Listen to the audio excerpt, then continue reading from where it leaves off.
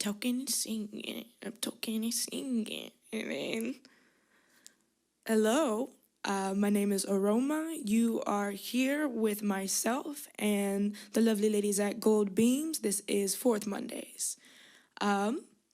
So, a little bit of a background on myself. I am an interdisciplinary artist. I've done film, poetry, dance, now music, but this is actually the newest part of my life, though. It's like, the part that you're about to experience right now. And I guess one thing about my whole journey in this process is that music was something I kind of fell into on accident, which I feel like is the case for a lot of people. But it was really something I started doing just for myself. Like, I would make songs on my iPod, my 2012 iPod, and I would make lullabies for myself to fall asleep to. And I would show people sometimes because I was directing music videos at the time. So some of my friends were musicians or producers or what have you, or really cool rappers. And I'd be like, hey guys, look at this song I made on my iPod. And they're like, well, this is kind of good. You make music now? And I'm like, nah, I'm just a director. So for a long time, I was just making things for myself. But even that felt really good and gave me this comfort that I don't feel like I've had in any different art form. I feel like each art form is an exploration of myself in these different ways. But with music, what I feel like is different is that it's taught me to want in a way that I did not know how to want for most of my life, especially growing up being really depressed. I never really wanted life. And there was a lot of things I wanted early on, to feel better, to be happy, to be able to experience life the way I saw other people experiencing life that I just never really received, not understanding exactly what mental illness or depression is. And so I think my coping mechanism for that was just to not want. So if you don't want, you don't run the risk of being aware of a void or aware of a lack or aware of a longing that you can't fulfill yourself. And then you're just in this perpetual, discomfort or agony. And so what I've learned to do was really numb myself in order to control my experience. And the things I did want, even if they were really ambitious or big things, there were things that I feel like I could provide for myself. So it wasn't don't rely on your environment, don't rely on other people. Whatever you can control is what you should want. You should go after that, is what I would tell myself. But even with music, I feel like it was the first thing that I did without an anticipated ending or an objective of any kind. And it was the first thing I fell in love with irrationally. It didn't matter if nobody else heard it. It didn't matter if it wasn't a part of some overarching career path or goal. And it was one of the few things that actually made me want to exist. I feel like a lot of other things were excuses. Oh, I have to exist because I have this project going on and this project going on and all these, you have all the obligations. But I feel like music was the first thing that really made me want to exist, to live for the experience of the music I am experiencing.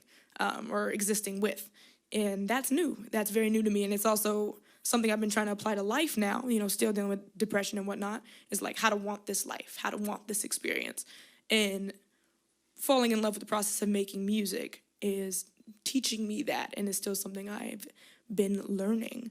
And in my process, I moved from, doing iPod songs to, instead of a 2012 iPod, I was on a 2012 MacBook. So we really upgraded. And I started producing on that.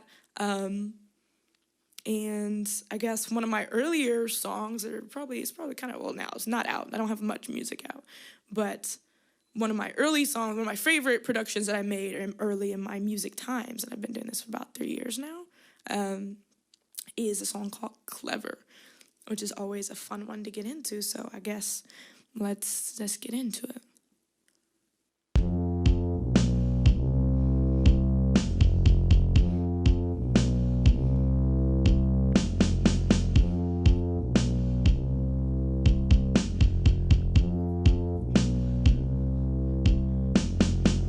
Say you never, say you never, say you never see me go.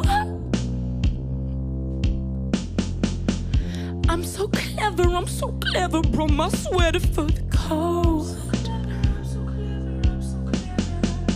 Say you see me seems too easy, I was never really bold. Say you bend me to amend me, origami with the fold. With the fold. I'm so clever, I'm so clever, I'm so clever. I'm so clever, I'm so clever, I'm so clever. I'm so clever, I'm so clever, I'm so clever. I'm so clever, I'm so clever, I'm so clever. Through the long night, I'll be alright. Through the long night. Why you beat my heart till it's black and blue? I think I chipped my tooth back in round 2, but I'ma swing batter, get a hit off you. It's not a thing, matter when I'm in the booth. What? Shut the fuck up! Think that I'm sinking from thinking too much. Don't ask about the weekend, I'm keeping it hush. But I got some bills, we can chill if you must. What? Shut the fuck up! Think that I'm sinking from thinking too much. Don't ask about the weekend, I'm keeping it hush. But I got some bills, we can chill if you must. I picked you a rose and it pricked me drip. Blood from my thumb, how it bit in my tongue when I speak your name. This be a frequent pain, isn't it? Never on top of my business. I get distracted, comment redacted. Gather my shit and I pack it. Burning the bridge till it's ashes. With nothing to say, but I hate how you acted.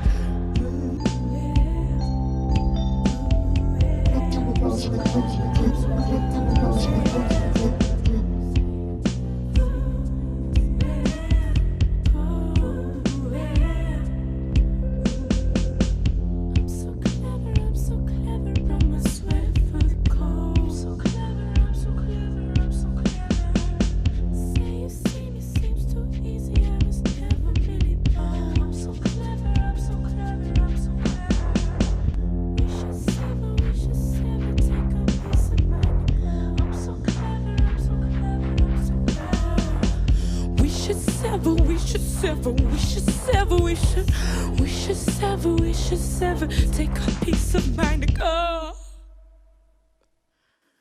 Now, one thing that I have really enjoyed about music making or any art, I love storytelling.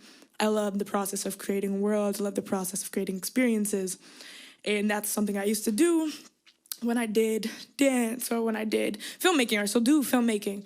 And part of why I love music is because it allows me not only this scary thing of wanting life for a reason, to experience a thing genuinely without necessarily having an objective, but like because it gives me permission to dive into all these different emotions and experiences I have and to like tell a story, a unique story. And in telling that unique story, I think word choice or like lyricism is really important to me. It's like, even if it's not the most like metaphoric word choice or esoteric thing, you know, like even choosing the difference between yeah, yes, and yeah are different. You know, there's different characters. And I really love immersing myself in different characters and finding more about myself in them and in the process of songwriting, which is something I try to do often, is just be really intentional about the words that I pick and the stories that I'm telling and the discovery that happens within that. And that is something I definitely tried to do with the next song that I wrote, because side note, I hate doing the same set every time. I think it's boring. So I always add a little song that I just made maybe a day before into my sets just to mix it up for myself, to make it more interesting. It's like, ooh, there's some stakes here. Will I do this? Will I do it well? This is live. Or just for other people. So, you know, you just get something new. You never really know what the entirety of a set's going to sound like. This is one that I wrote in the past couple of days. And I also was trying to be really intentional about the narrative and the story there. And it was something that happened really organically that I appreciated the process of. It was super fun for me. And so I guess we should just go ahead and get into it.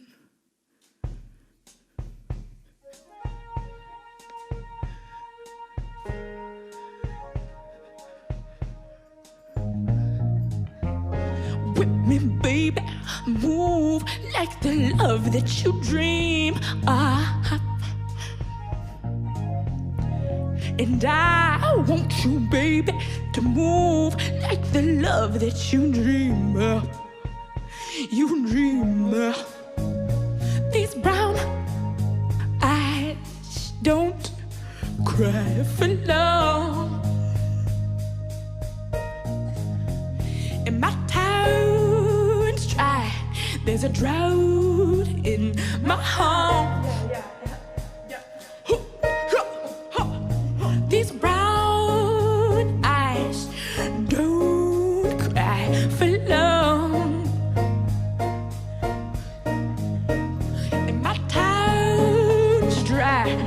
there's a drought in my home. I like it better when it fits right, but I want it in a fist fight. My niggas glimmer from the wrist like, darling, if you want I can admit, my darling, it's better when it fits right, yeah, but I want it in a fist fight, yeah, if you want I can admit, my darling, my darling. Ooh, baby, I just contemplated how life got complicated, my mind got confiscated, I cry and no one knows, I try to take it slow, but I just keep on running like, with me baby, move like the love that you dream of, and I want you baby to move like the love that you dream of, you dream of. There must be better for a man in a gun and his Beretta.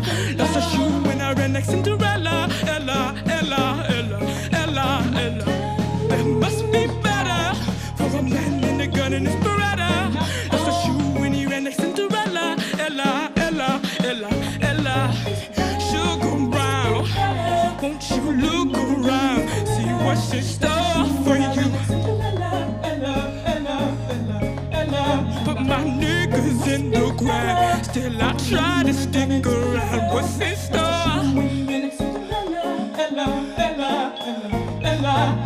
Sugar brown, won't you look around and see what's in store for you?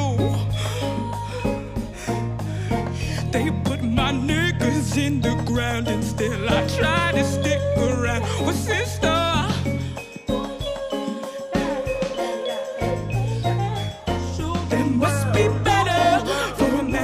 Gun in his Beretta, lost a shoe when I ran like Cinderella. Ella, Ella, Ella, Ella, Ella. There must be better for a man in a gun in his Beretta. Lost a shoe when he ran like Cinderella. Ella, Ella, Ella, Ella. Ooh, baby, I like the love that you dream of. I just wanted you to move, baby, like the love that you dream of, you dream of. And it is Brown Eyes. So, the story behind Brown Eyes. You know, I tried to write something that felt really upbeat and celebratory, and I don't often make a whole lot of music that's like that, to be honest. My music tends to be really moody. And part of the writing of this thing that's supposed to be really like super celebratory and like, ooh, yeah, it kind of feels like a festival in the streets is, well, I considered it kind of like a state of hysteria because I wrote it when I was actually feeling really, really bad and recorded it also when I was feeling really, really bad. And the lyrics in Brown Eyes are, well, okay, let me just kind of, so the first verse of Brown Eyes says, I like it better when it fits right, yeah, but I want it in a fist fight. And so what that is alluding to is, I guess, well, anybody who's not white in this country has experienced a struggle of some sort with trying to demand or reclaim agency over human rights and your body and your land and your home. And even with all of the progress that has been made and the fights fought in this country by our ancestors and even people today, you know, it's like it's still not good enough. And we should never get complacent with where we are right now because of whatever, you know, progress has been made. And so the line, I like it better when it fits right, but I want it in a fist fight, is alluding to the idea of still being proud of the progress that we've made as a people, but through the fight and tussle that we've all experienced, or, you know, that our people have experienced, but also understanding that this is still not fitting and this is still not home and still not the quality of life that we deserve, and the recognition of humanity that we deserve as people. And then it says, my niggas glimmer from the wrist like darling, darling. And that glimmering from the wrist is alluding to the culture, the fashion, the beauty of my people, Black people, you know, but I mean, whoever's listening, you could equate that to any of your folks, but then also the idea of like both literal and metaphoric chains or like handcuffs. So it's like, my niggas coming from the wrist like darling. And so a lot of that song is talking about that relationship, which is why it's like upbeat, but also to me, it's kind of, it's celebratory, but when I hear it, it's kind of eerie because I know just kind of the state I wrote it in was in that kind of space. And again, well, I'm from, if I didn't tell you earlier, Oakland, California, and California's been in a drought since, you know, I was a child. Like, the drought low-key doesn't even feel like it's anything different, you know, because we've been in a drought since as long as I can remember. But of course, lyrics also are just talking about my home, and it's like, these brown eyes don't cry for long, and my town's dry. There's a drought in my home, which is more literal. There's talking about, you know, the place that I'm from, the place that we're from. And one of my favorite lines, there must be better for a man than a gun in his Beretta. Lost a shoe when he ran like Cinderella. Ella, Ella, Ella, Ella, Ella. Is, well, there must be better for a man than a gun in his Beretta. And a Beretta is a gun. So, like, you know, it's kind of like the nonsensicalness of this choice. It's like you could have a gun or you could have a Beretta, you know. And it's the idea that there must be a better choice for folks than kind of continuing to survive through like these violent fucking means that are necessary for a lot of people. But just the idea like there has to be something more beyond that, beyond a war, beyond fighting, beyond, you know, continuing to engage in this unhealthy cycle. And then the whole like lost a shoe when he ran like Cinderella, to me is talking about, you know, just like despite the circumstances, despite the fighting, despite this country not really fitting, and this country not being a proper home to so many people, we're still running towards this idea of our fairy tale and this idea of our love. And so that to me is what Brown Eyes is about. That's the space that it was written in. And I feel like it's something that I relate to. I hope other people also relate to it, or else I'm just crazy out here.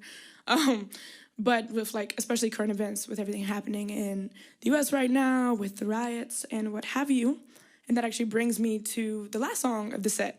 Is actually a part of a project that I'm doing called Quiet Hours in the Burning. Quiet Hours in the Burning was started during the time of the George Floyd riots.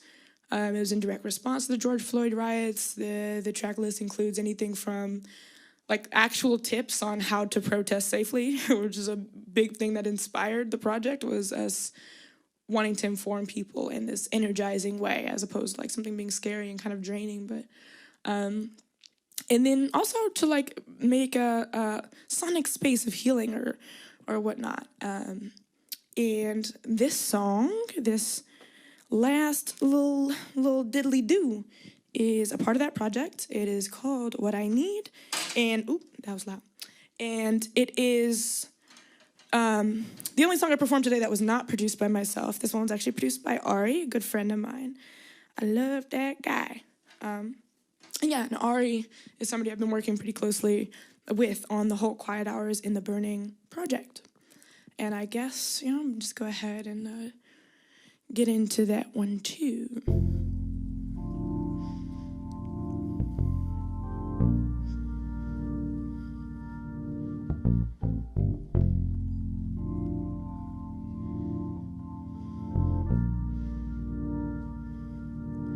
I just need some therapy.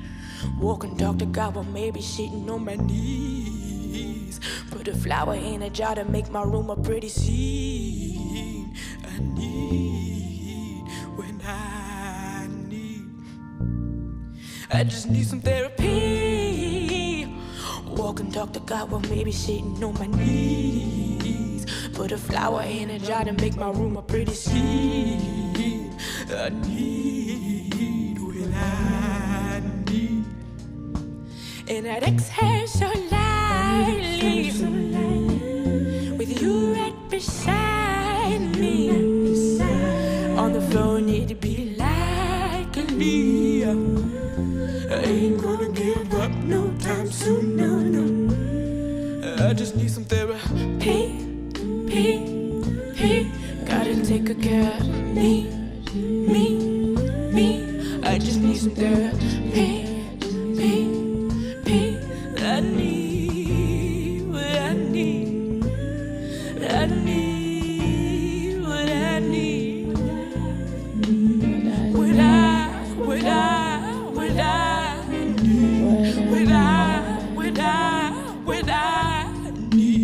What I need.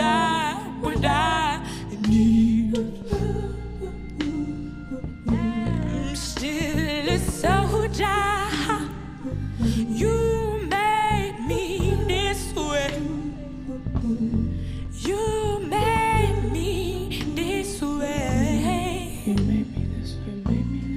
Laying under leaves, looking up, I finally see I see no enemies. Think I hear a whisper from the breeze saying to release. I just need some therapy. Walk and talk to God while maybe sitting on my knees. Put a flower in a jar to make my room a pretty scene. I need what I need. I just need some therapy, yeah. I just need some therapy, yeah. I just need some therapy, yeah. I just need some therapy, yeah. I just need some therapy, yeah. I just need some therapy, yeah. And I just need some therapy, yeah. And I just need some therapy, yeah. And I just need what I need. Swaying, just for a while. Swaying, play, like we're still childs, running wild, we're in the crowd, and we don't look down. Wear my sweatbands, I'ma do my dance, I'ma rock my sweatband, and I break a sweat. I just need some therapy.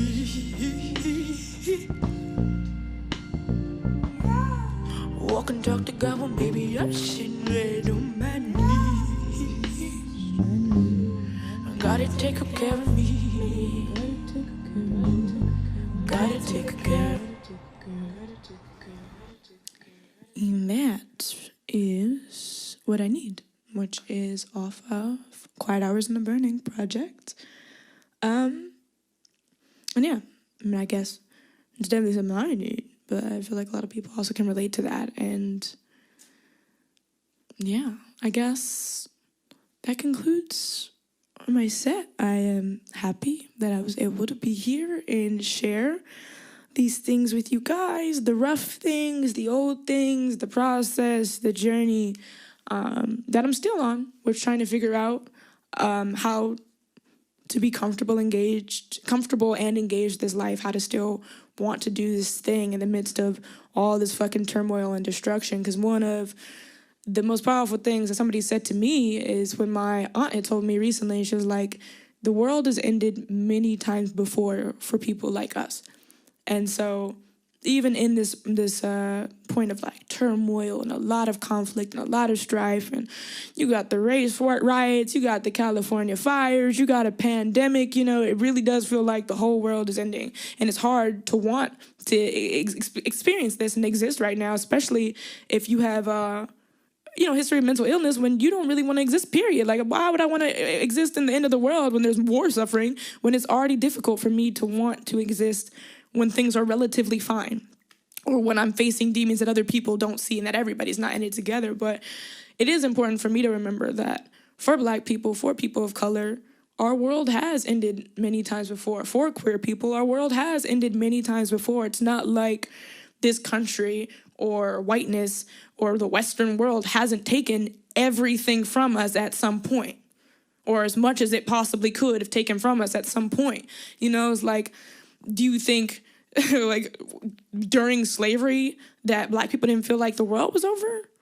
You know, like people's worlds are ending all the time. And personally, I feel like it's overdue for this one to end. And of course, you know, it's not going to be a comfortable experience, but staying present in that, supporting each other in that, trying to get the comfort and the support that you need through whatever avenues or methods that you can get that support is important.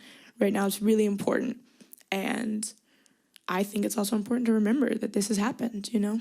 Like, this might be the end, but it's just one of many endings that our people have gone through in this world. And with that, I am still trying to learn how to live and want and experience. But music definitely makes it that much better. So thank you for listening to my set, for watching me perform. Again, thank you to the ladies at Gold Beams. Thank you, Fourth Mondays, for having me. This has been a blast. And yeah, I hope you guys have a good rest of your day or night.